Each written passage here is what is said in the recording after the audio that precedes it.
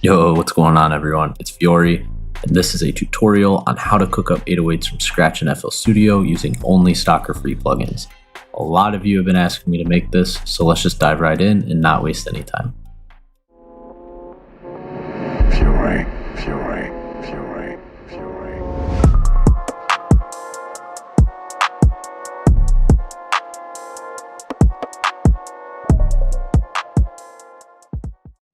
Alright, so the first thing you're going to do is go ahead and open up 3Oscillator.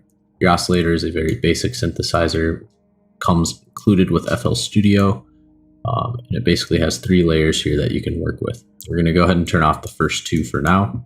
We'll work with just this first layer. By default, it's at a sine wave, right? It's a little high pitch, but a sine wave is the basis for an 808. So we're going to go ahead and drop this pitch all the way down. Hit a C4 on our keyboard. We can hear we have a bit of a bass tone. Now, we could work with just that and make an 808 from it, but what is commonly done is a layer of harmony. We're going to add a triangle wave and harmonize it with this initial sine wave by bringing up the mix. Make sure you turn that pitch all the way down as well. What I'm going for is that buzzing sound. I don't want to go crazy. Right about here, give me some nice characteristics down the road. All right, going into our settings, over to our envelope. Let's set up our envelope so we can create the 808 shape. So I'll bring the attack all the way down on this one. Sometimes I might leave it a little bit up to leave some space for a kick. I'm going to layer it, but for now, I'm just going to do that. Restart, hold, decay, staying right about there. Our tail is really where we get the length of our 808. So go for a shorter 808 because I'm into those lately. Right about here will be enough for us to work with. All right, back to our 808 here. We have our envelope set, our harmonies set up. Let's go over to our master, record this into Edison. All right, go ahead and let that play out. Select just the 808. Hit Control Delete. Clear off all the noise, and let's hit normalize. Look at what we got. So right here we have a simple 808, something you might hear in a kit from 2005, right? Really basic, has some pitches and some stuff going on that we're going to want to EQ out. We're going to go ahead and do that right away. So before we even play with it in Edison, we're going to do a little bit of a pre-effects. So let's go over here. Go ahead and hit C5. Let's turn down high end. You just want to get some of those high end frequencies out of there. They were kind of, you couldn't hear them. There they are. So get rid of those. Let's go ahead and boost our mids a bit. Make a punchier 808. If you want to hear what it's going to sound like, go ahead and hit a C4. I'm just going to mess around at higher octaves so you guys can hear it for those of you not wearing headphones. All right, so we'll play with it right about here. Let's go ahead and add compression.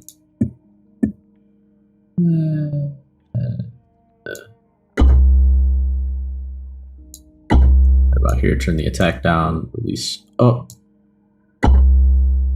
Let's bring it up about 2 decibels from there.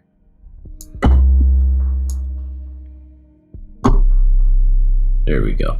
Now when we hit that C4, we get a proper 808. But we're not done. Coming over to Edison, let's go ahead and cut that out. Record this in. Not too bad. A little bit long. Potentially slide it, so it's not a bad thing.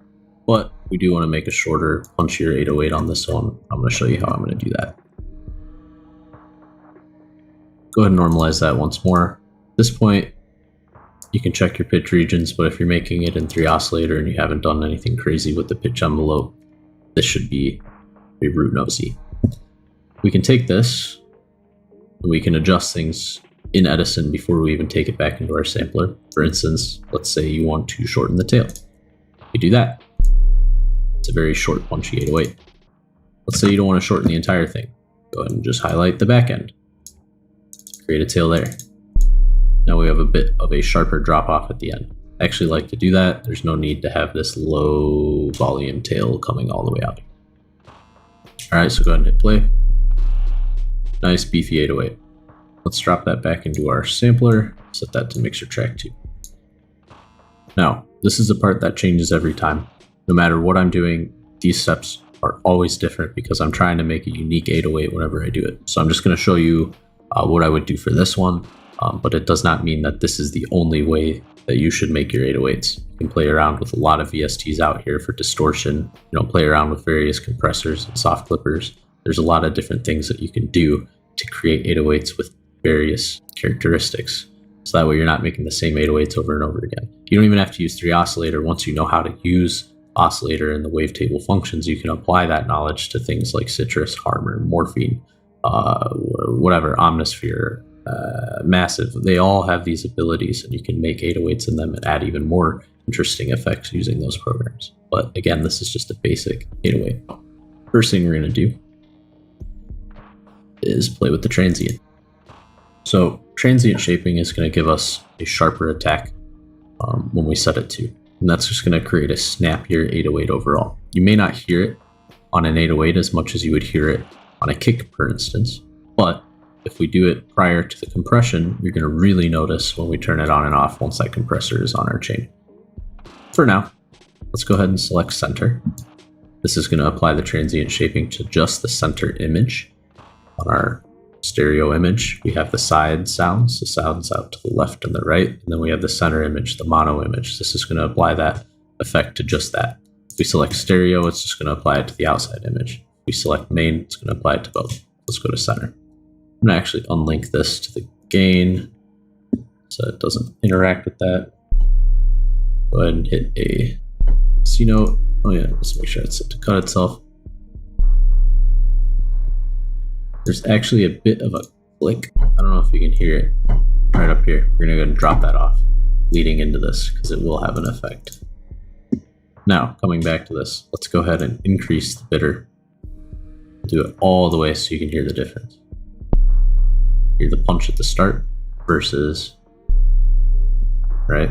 It's almost like layering a kick on it, but obviously not as drastic. So we're going to back that off because when we add our compressor, it's going to really come through. Let's say right about there. Let's go add a little more EQ. On this 808, I'm actually going to boost the mids. Keep the highs low. Drop the sub a little bit. Really want this 808 to be prominent in the mix, so we're going to boost those mids. Now we're going to come over here and open up Camel Crusher. Camel Crusher is a free VST as well. I'll leave a link for both this and Bittersweet in the description below. Let's go ahead and mess with our British clean setting. Go ahead and turn down our tube distortion on this setting before we even hit a key. You can sort of hear what this does. It's going to be a bit drastic. So now we have a pretty brutal 808. From here, a little more EQ. And watching that sub.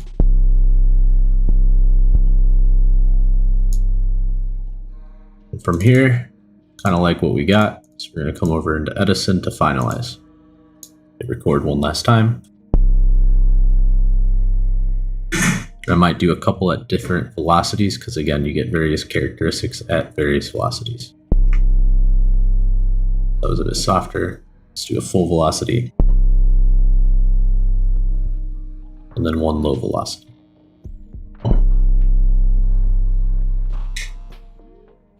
So I think I actually like the full velocity one here.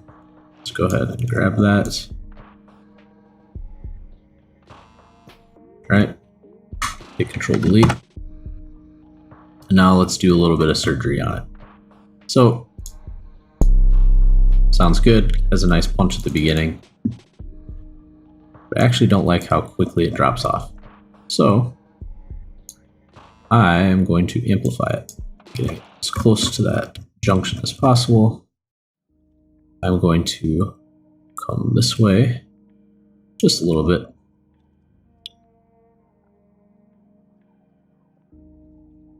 we're gonna do something a little bit weird. Over into our tools, we're gonna amp this up. Just this section we've highlighted. Might overdo it, we'll see. We'll have to back it off and redo it. Yeah, so a little bit too much. Let's go, say about here. All right, now we're gonna do from that same point where we stopped it. We're here, say here. Do this.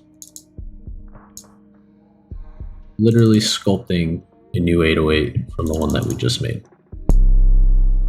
You can hear it has this little drop in volume right here.